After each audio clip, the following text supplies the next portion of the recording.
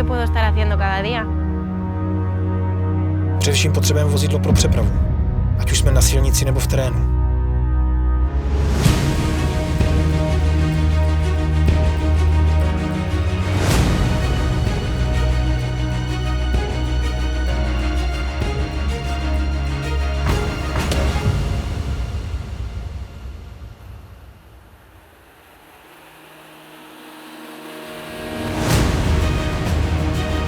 La Ford Transit. Realmente es un hospital sobre ruedas.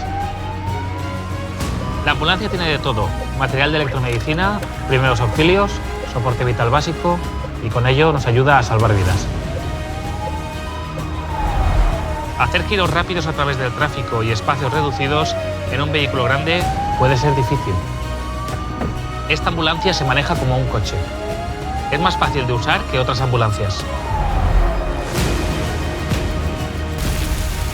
Vous déclenchez l'autoprotection, On a fait le choix d'équiper nos nouveaux 4x4, nos Ford Ranger, d'une citerne.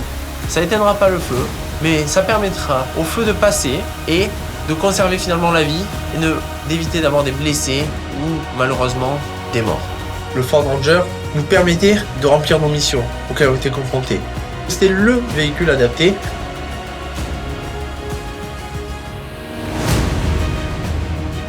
So we've got 3 main team vehicles at the moment.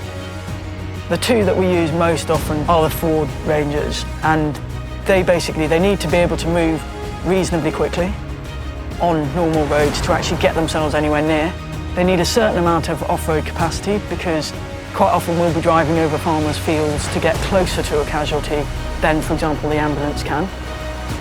And they need space, so they need to be able to carry a lot of kit.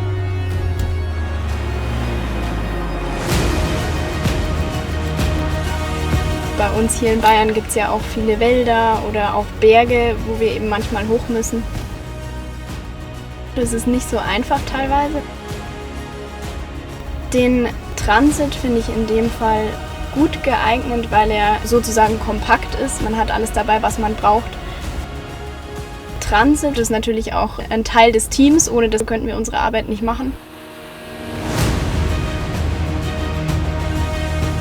V Sloveniji je veliko vozilo teh po zadnjih letih si navale Ford Rangerjev, ki so za tovrsten tip intervencij se izkazali kot izredno primerna in robustna vozila z odličnimi terenskimi zmogljivostmi, tako da nam zelo uspešno pri takih tipih požarov, kjer je teren za večja vozila nedostopen, izredno pomagajo. Služi nam zelo dobro, ima 4-kolesni pogon, kar nam omogoča dostope na težke terene. Z nami pripelje 350 litrov vode in visokotlačno črpalko, kar je vse, kar na takem terenu potrebujemo.